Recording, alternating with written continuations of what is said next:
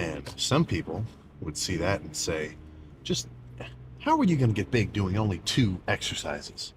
That's not how this works. You have to do at least 5 exercises in a workout.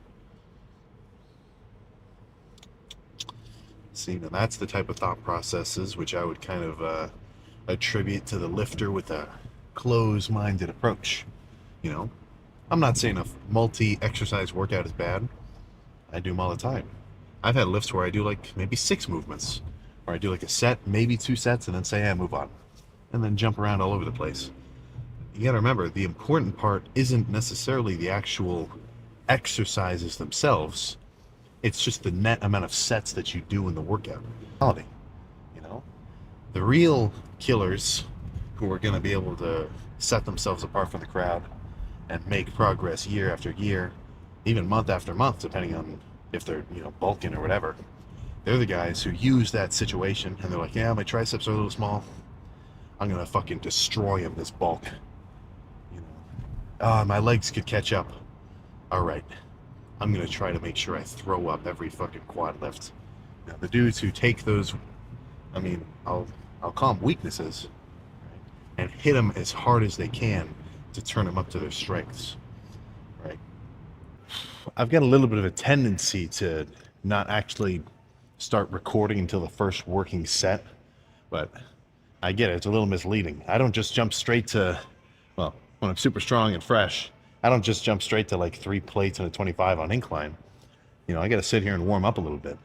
So chest is the day which I spend the longest to warm up because there's a lot of moving parts, right? With buys and tries, I mean, I just sit here, do a couple of push downs, gradually increase in weight.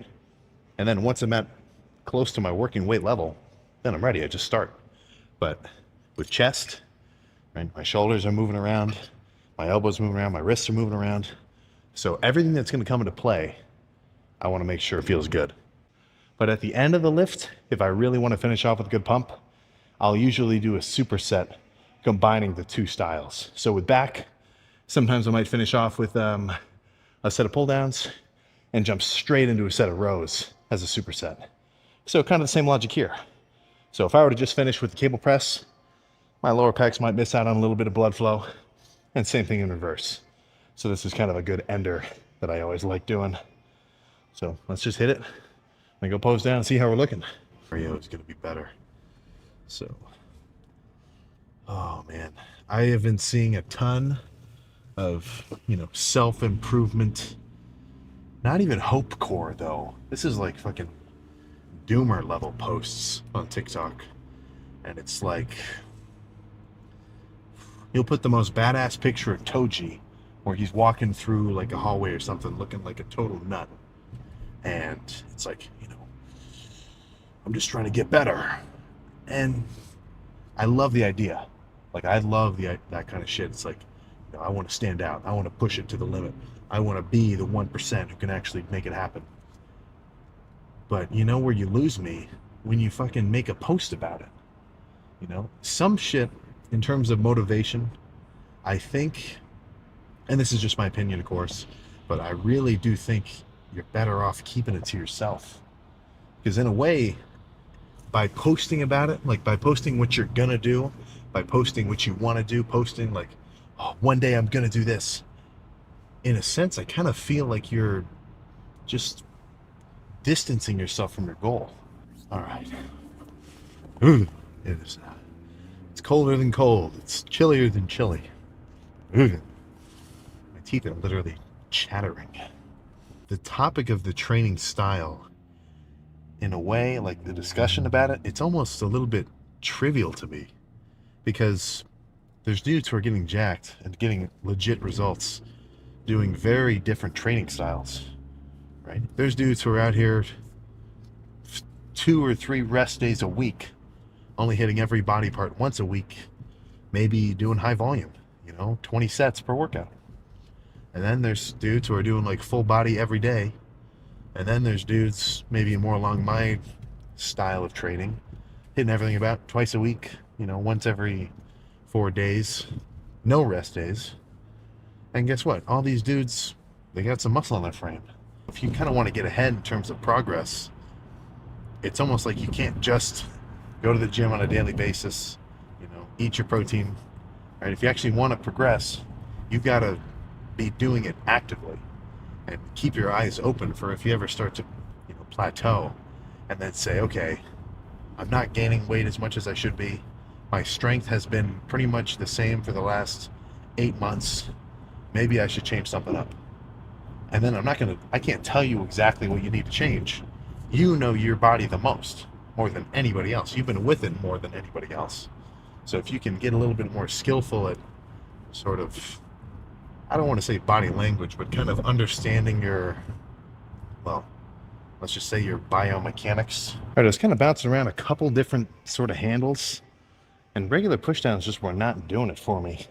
So instead, long D handle kind of underhand extensions, which usually I don't like, just because I'd want to, because you got to remember, you're super strong like this.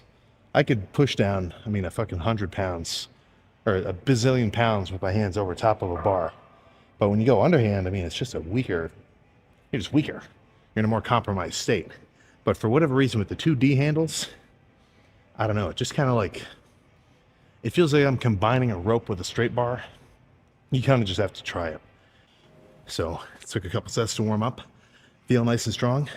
With heavy curls, dumbbell curls at least, I am going to use straps. The action of kind of twisting the dumbbell, going through the motion of the curl. Without straps, like obviously with like the 30s or the 40s, it's whatever. But getting into 70 plus, it's really going to fatigue my forearms. And to the point where I almost feel like my forearms may give out before my actual biceps. And I'm aiming for biceps. So I'm going to take that potential fatigue out of the equation, throw some straps on. Okay. Dude, I'm not sure if it really comes off on camera. Of course, I'm the one who's hypersensitive to my own build. Like if my arm is like very slightly bigger one day, of course, I'm going to notice it, body dysmorphia style.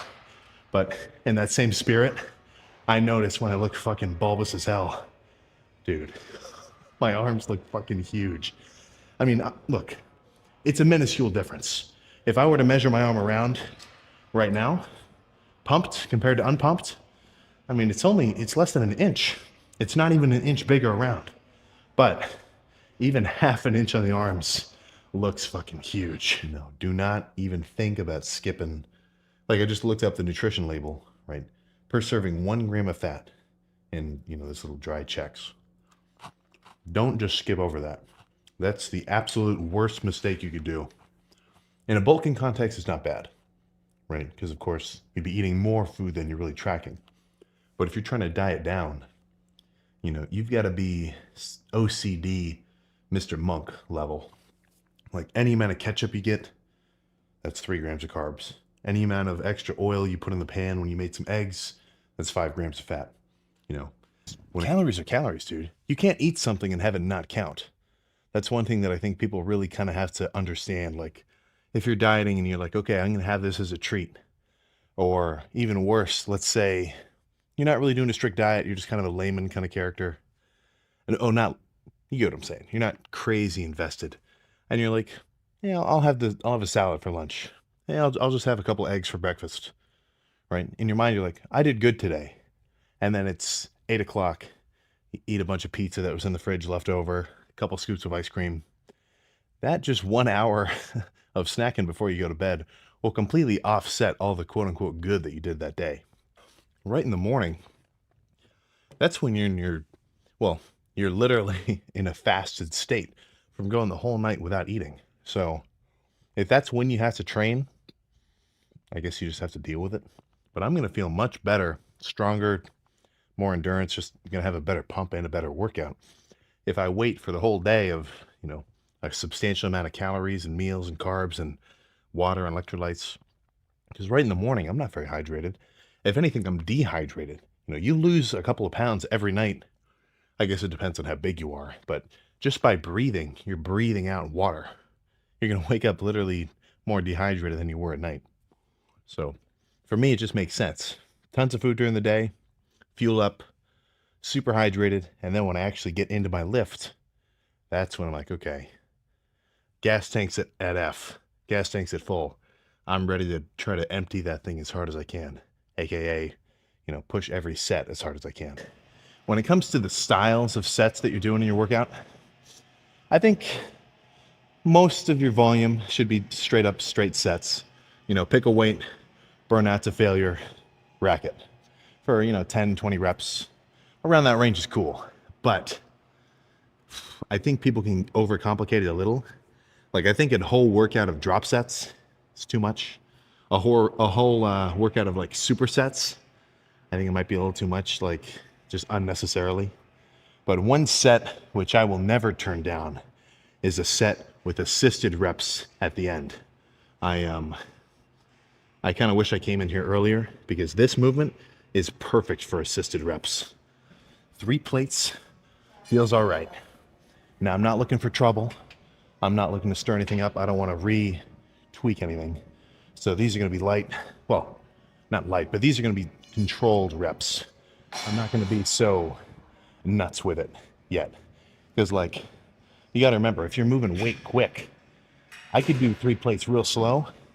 And if you had basically like a force sensor or a scale on my hands, it would pretty much read about 315 the whole time. But if I drop it really quick at the bottom, to go from having the weight moving down to have it launch back up like in an instant, then the peak weight that scale would read, it could be upwards of fucking 400. Okay, so how many sets was that? 2 sets of bench, 2 sets of machine press, 2 sets of cable press, 2 sets of pec flies, and then a set of cable flies. 9. That's within range. If so look, I don't think there's a specific number that's like the best volume for hypertrophy in terms of your working sets, but if you told me your workout consisted of 2 working sets, I'd say that's a bit low. And if you told me it consisted of like 15 working sets or more, then I might say it's a little bit too high. So for the most part, I kind of think by the time you've done around maybe 8 or so, and like that range could vary. I've done lifts where I only did 4 working sets for a specific body part, and the pump was sick. That's a good lift. This is a lift where I can get in the car, head towards Canes, and say, not even say anything, just be in kind of a jolly mood. But let's just get in there, go home, eat. I need a new show, man. If you walk into a gym, or no, if you walk into a Chipotle and you're kind of a bigger dude, I swear, they give you extra. They give you extra. They know you're a big dog, and must just be hospitality kicking in. Because these tacos, I've noticed as the years have passed, they've gradually gotten more and more full.